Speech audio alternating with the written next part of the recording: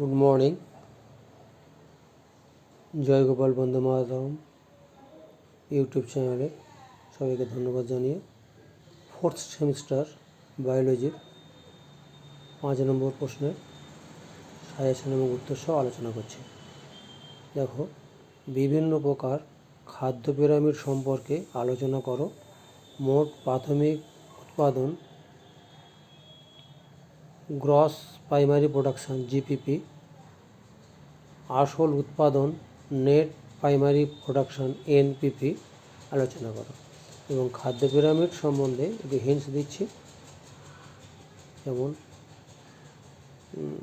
Pyramid of number, এই নাম্বারের মধ্যে যে পয়েন্টটা তোমার বেশি লিখতে হয় মেনলি, যে প্রতি বছরে প্রতি বর্গমিটারে জীবের সংখ্যা, এটার এককটা যেন দেওয়া থাকে।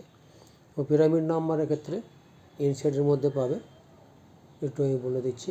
পিপি primary production, PC primary consumer, SC secondary consumer, TC tertiary consumer. Trophic of level বাম দিকে, আর ডান দিকে এখন লিখবে নাম্বার অফ ইন্ডিভিজুয়াল, এই যে জীবের সংখ্যাটা। প্রথমে সংখ্যা যেগুলো ওখানে গ্রাসল্যান্ড যে ইকোসিস্টেমে প্রচুর আগেটা ছিল জীবভর দিয়ে বলেছিলাম। প্রথমে গাছের সংখ্যা সবচেয়ে বেশি, সবুজ প্রোডাকশান যেটা প্রাইমারি প্রোডাকশান। তারপরে প্রাইমারি কনজিউমার ফড়িং বা গরু বা ছাগল যারা ঘাস খাচ্ছে। তারপরে ফড়িংয়ের পরে যদি আমি ব্যাঙ দিই, সংখ্যাটার সাথে কমবে। তারপর সাপ। এটা হচ্ছে জীবের সংখ্যা বর্গ, এটা সম্বন্ধে এটা গেল। তারপরে পিরামিড অফ এনার্জির ক্ষেত্রে তোমার এটাতে লিখতেই হবে প্রতি বছরে প্রতি বর্গমিটারে কিলো ক্যালোরি। তাহলে কিলো ক্যালোরি যদি আমার নিচের দিকে থাকে সেটির মধ্যেও পাবে। তারপর পিপি, ওখানে জুল দিয়ে করা আছে 10,000, এটা 10,000, 1000 জুল, 110, আস্তে আস্তে কমছে। এটা লিন্ডেম্যানের সূত্র অনুযায়ী বলতে পারো, 10% লিন্ডেম্যানের আস্তে আস্তে কমছে। তাহলে ওটার মধ্যে একই ব্যাপার। PP primary production, PC primary consumer, SC secondary consumer, TC tertiary consumer. এইভাবে ওটা গেল। তারপরে আছে পিরামিড অফ বায়োমাস, প্রতি বছর একটা গ্রাম, এটা বায়োমাস দিয়ে এটা আছে। এখানে পিরামিড অফ বায়োমাস দিয়ে শেপ দিয়ে করতে পারো, ইনসাইডের মধ্যে পাবে। যেমন এটার ক্ষেত্রে pyramid of biomass shows a sharp decrease in biomass at higher trophic level. ওখানে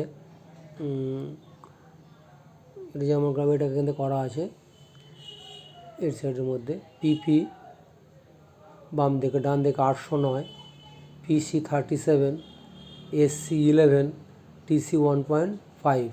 ওটা হচ্ছে ড্রাই ওয়েট দিয়ে করা আছে। এটা বায়োমাস দিয়ে করবে, ওখান থেকেও দেখে নিতে পারো। ছবিটা আমি এখানে আর দিইনি, তোমরা এটা পারবে। যেটা লাগবে, এটা মোট প্রাথমিক উপাদান এবং এর সঙ্গে ছোটো বড়ো থাকতে পারে। GPP gross primary production minus respiration NPP, অথবা জিপিপি যদি আমি আনি এনপিপি প্লাস আর, এটাও করতে পারো।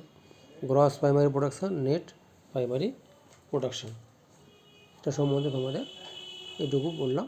আর এমন কিছু এটা সহজ, ওটা শক্ত নয়। নেক্সট, জীববৈচিত্র্য সংরক্ষণে ইনসিটু এবং এক্সিটুর পার্থক্য, এটাও সাজেশনের মধ্যে দেওয়া আছে। ইনসিটু তোমরা ক্লাস 9-10 থেকে পড়ছো। ইনসিটু যেমন ধরো সুন্দরবনে ওখানে থাকে, সুন্দরবনের মধ্যেই যেসব প্রাণী উদ্ভিদগুলো আছে সেটা হচ্ছে ইনসিটু।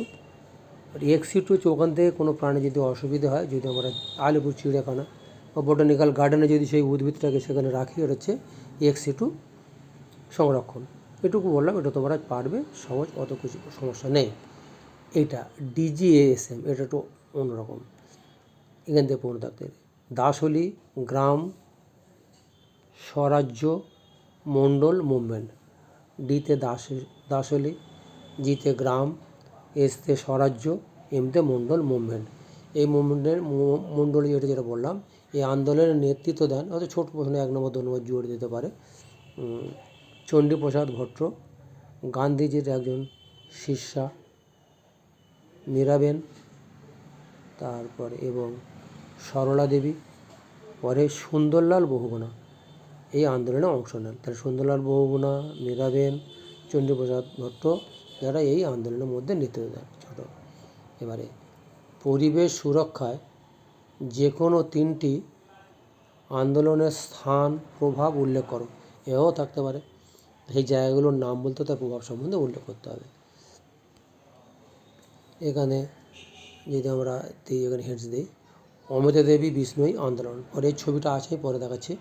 অমৃতা দেবী বিষ্ণুই আন্দোলন কোথায় ঘটেছিল? ওটা রাজস্থানের যোধপুর শহরের দক্ষিণ পূর্বে অবস্থিত এই যে খেজরালি গ্রামে।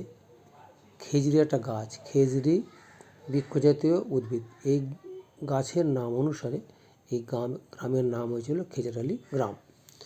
এই যদি সাইন্টিফিক নেম মনে রাখতে পারো, করে দিচ্ছি দেখো, প্রসোপিস সিনেনেরিয়া, জেনাস স্পেসিস, বড় হাতে ছোটো, তোমরা সব জানো, এটা একটু মনে করে দেওয়ার জন্য বললাম। এখানে এই আন্দোলনটা ওখানে হয়েছিল। তারপরে চিপকো আন্দোলন, চিপকো মানে জড়িয়ে ধরা, চিপকো মানে হিন্দি কথা গাছকে জড়িয়ে ধরা, যেমন আঠার মতো যেমন ধরে থাকা, যেমন ফেভিকুইক, যেমন এটা আঠালো, মানে ওটা চিপকে ধরে থাকা। হিমালয়ের গাড়োয়াল অঞ্চলে প্রধান নেতা ছিল সুন্দরলাল বহুগুণা, ওটা হিমালয়ের গাড়োয়াল অঞ্চল। এখানে জায়গার নাম ছিল, এখানে কোন জায়গা থেকে পূর্ণ থাকতে পারে, সাইলেন্ট ভ্যালি, এটা খুব ইন্টারেস্টিং। দক্ষিণ ভারতের কেরালা রাজ্যে পশ্চিমঘাট পার্বত্য অঞ্চলের দক্ষিণে এই যে পালাক্কাড জেলার ক্রান্তীয় বৃষ্টি অরণ্যের মধ্যে রয়েছে। তাহলে এটা দেওয়া হলো রাজস্থান, হিমালয়ের গাড়োয়াল অঞ্চল আর কেরালা রাজ্য, এই 3টে নাম বললে হয়ে গেল। এর সম্বন্ধে একটুখানি হিন্ট দিচ্ছি, তখন এটা কারেন্ট খবর বলছি। সাইলেন্ট ভ্যালি বাংলাদেশ নিশ্চুপ আন্দোলন, এর নেতা একজন পক্ষী বিশারদ সেলিম আলী। এর সম্বন্ধে একটুখানি বললে বুঝতে সুবিধা হবে। লেটেস্ট নিউজটা দেখো, 2012 সালে ইউনেস্কো একে ওয়ার্ল্ড হেরিটেজ সাইট রূপে স্বীকৃতি দিয়েছে সাইলেন্ট ভ্যালি দিয়ে। ছোটো বোন 1-2 নম্বর থাকতে পারে ওখানে। এবার এটা সম্বন্ধে এর কিছু ছবি দেখাচ্ছে, দেখো ছবি এখানে আছে, দেখো এই যেটা, এটা হচ্ছে অমৃতা দেবী যোধপুরের যে ওখানে ছিল রাজস্থানের যোধপুরের রাজা মন্ত্রীদের গাছ কাটা যেগুলো আছে উদ্দেশ্যে যায়। এর হচ্ছে বিষ্ণুই প্রজাতি। বিষ্ণুই যদি একটু বলি গল্প, 20 মানে 20 আর নই মানে 9, তার 29টা। ভগবান বিষ্ণু উপাসক ছিলেন, গুরু ছিলেন জাম্বেশ্বর। 500 বছরেরও অধিক সময় পূর্বে এই বিষ্ণুই ধর্মের প্রবর্তন করে। ওটা গাছকে দেবতা বলে ভালোবাসত। আর বিষ্ণুই আন্দোলনের যে প্রতিষ্ঠাতা যে এই যে অমৃতা দেবী, ওনার নাম হচ্ছে বেনিওয়াল। এই প্রশ্নটা 2020 সালে এসেছিল। আর ওই যোধপুরে যে রাজা ছিল সে হচ্ছে অভয় সিং। রাজা তার অন্যান্য সেনাবাহিনীদের নিয়ে গাছ কাটার আদেশ দেয়। এই সময় এই অমৃতা দেবীর 3টে কন্যা এবং আরও শতাধিক বিষ্ণুই প্রজাতির গ্রামবাসীদের এই সমেত গাছ কাটে এবং তাদেরও মাথা তাদের কেটে দিয়েছিল। এবং ওই মৃত ব্যক্তিদের এই খেজরালি গ্রামে তাদের কবর দেওয়া হয় এবং তাদের স্মৃতিস্তম্ভ নির্মাণ করা হয় এই বেনিওয়ালের। আর এখন যেটা করেছে রাজস্থান এবং মধ্যপ্রদেশে, যে এর বর্তমান মূল্য হচ্ছে 25,000 টাকা, রাজস্থান মধ্যপ্রদেশে এটা চালু আছে। যারা গাছকে ভালোবাসে, গাছকে সংরক্ষণ করতে পারে, তাদের জন্য একটা পুরস্কারের ব্যবস্থা রয়েছে। এরপরে তোমার যেটা আসছে চিপকো মুভমেন্ট। চিপকো মুভমেন্ট যেটার মধ্যে ছিল ওই গাড়োয়াল অঞ্চলে, যেটা ওর মধ্যে ছিল চিপকো আন্দোলন। এই আন্দোলনের নেতা হচ্ছে সুন্দরলাল বহুগুণা। এই সুন্দরলাল বহুগুণা। আর এখানে দেখো নাম দেওয়া আছে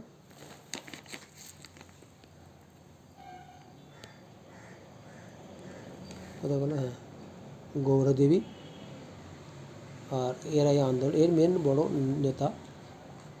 মহিলারও এর মধ্যে গেছে। ওখানে ছিল অম্বদা দেবী, এখানে হচ্ছে গৌরা দেবী ছিলেন। এখানে একটা ভাষা তোমাদের একটুখানি বলার চেষ্টা করব। এদের যে একটা ভাষা, কী সুন্দর একটা গাছকে ভালোবাসত।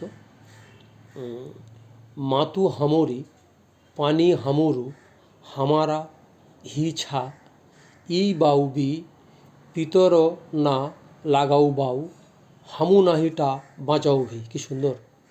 মাটি আমাদের, জল আমাদের, আমাদের হলো সকল বন, আমাদের পূর্বপুরুষ যা উৎপাদিত করেছেন আমরা তা যে কোনো উপায়ে রক্ষা করব। আমরা একটা গাছ একটা প্রাণ, গাছকে প্রণাম করি, ভালোবাসি। পরে সাইলেন্ট ভ্যালি। এই যে সাইলেন্ট ভ্যালি যেটা বললাম, নিশ্চু উপত্যকা, যেটা কেরালা রাজ্যের মধ্যে রয়েছে, এই যার মধ্যে সেহেলিম ভ্যালির কথা বললাম। চিপকো মুভমেন্টের দু একটা এখানে, যারা ইংলিশ মিডিয়ামের জন্য, আমাদের জন্য একই জিনিস। Chipko movement, Chipko forest conservation movement in India. Chipko means basically tree hugging. এই যে বললাম যে জড়িয়ে ধরে থাকা, ছিপকে ধরে থাকা আটার মতো। Villager hugs trees, locally it is called as Angwal. The movement is best known tactics. ওই যেটা বললাম ছিপকে ধরে থাকা, যে হাগিং ট্রিজ, জুড়ে ধরা, যেটা আমি বললাম। তাহলে এইখান থেকে ওই কটাটা বললাম, দেখো কী সুন্দর এটা রয়েছে। এরা চারদিক থেকে জড়িয়ে ধরেছে গাছকে কী সুন্দরভাবে। এই যে হাগিং যেটা বললাম, চিপকো আটার মধ্যে জোর, কি গাছকে কত সুন্দর ভালোবাসে। মানে কি, মাতু হামরু পানি হামরু হামারা হিছা ই বাউবি পিতরুনা লাগাউ বাউ হামু নায়ুটা বাঁচাউবে। সুন্দরবনের দীর্ঘদিন চাকরি করেছি, ওখানে সব গাছ কেটে সব শেষ করে দিয়েছে, সব জঙ্গল ফাঁকা করে দিয়েছে। যাই হোক, এদিকে সবাই নজর দিতে হবে। এরপরে যেটা গেল, তাহলে এটা দেখলাম অমিতা দেবীকে অনেকে একটু স্মরণ করি। মাতৃদেবী জগদ্ধাত্রী, আমি দুর্গতি নাশিনী মা, তুমি রক্ষা করো এই গাছগুলোকে। এখন আমাদের সবার মধ্যে যেন এই বোধ সঞ্চার হয়। এর পরের প্রশ্নের মধ্যে যাব, যেটাতে আসি। দেখো পরের মধ্যে, তোমরা গাছকে ভালোবেসো, মা বাবাকে ভালোবেসো। পরে তোমার যেটা আসি, দেখো পশ্চিমবঙ্গের আন্দোলন হচ্ছে কঠিন বর্জ্য ব্যবস্থাপনার দুটি উপায়। কঠিন বর্জ্য কোথা থেকে এগুলো, এটা আইএসসি আমাদের, সিবিএসসি এবং ফোর্থ সেমিস্টার আমাদের, আর ওদের অ্যানুয়াল পরীক্ষার মধ্যে আছে। এই দিচ্ছি, দেখো ISW, এই কথাটা মনে রাখো। ISW মানে কি, ইন্টিগ্রেটেড, এসতে সলিড, ডব্লিউতে waste management. Integrated solid waste management, সুসংহত কঠিন বর্জ্য ব্যবস্থাপনা। কোত্থেকে এগুলো আসে দেখো, একটু পারবো জানো। কঠিন বর্জ্য, মিউনিসিপ্যাল ওয়াস্ট, সেগুলো সম্বন্ধে বলতে হবে। ইন্ডাস্ট্রি থেকে কী আসছে, মাইনিং, খনির থেকে যেসব বর্জ্য পদার্থগুলো আসছে। আর হ্যাজার্ডিয়াস ওয়াস্ট, এগুলো রয়েছে। এই কঠিন বর্জ্য নিয়ন্ত্রণের জন্য কী করতে হবে, রিসাইক্লিং করো, রিডাকশান করো, পুড়িয়ে দাও, আর ডাম্পিং, যেখানে গর্ত আছে সেই জায়গাগুলো ভরাট করে দাও। এটা এর সম্বন্ধে দুটো উপায় সম্বন্ধে বললাম। তার মানে কঠিন বর্জ্য নিয়ন্ত্রণ। এই যে একটা মেন প্রশ্ন যেটা আসছে, রেড ডাটা বুক, খুব ইন্টারেস্টিং প্রশ্ন এটা। আইএসসি আমাদের এবং সবার, তিনটে গ্রুপ, মানে তিনটে সেশন, মানে আইএসসি, সিবিএসসি এবং কাউন্সিল। রেড ডাটা বুকের কত ধরনের প্রাণীর তালিকা তৈরি করা, এখানে আমি জিস্ট করে দিয়েছি, এটুকু লিখলে number by full number hints দেবো। IUCN রেড ডাটা বুকের 9 প্রকার ক্যাটাগরি, ওখানে কতগুলো ক্যাটাগরি থাকে দেওয়া থাকে, 9 প্রকার ক্যাটাগরি উল্লেখ করা হয়েছে 1 নম্বর। প্রত্যেকটা উদাহরণ আমাদের নেওয়া হবে না। এক্সটিংক্ট সহজ দেখো EX করে দিয়েছি, ডোডো পাখি এখন আর নেই, ডোডো পাখি কোথা করে চলে গেল দাঁড়ো। Extinct in the wild,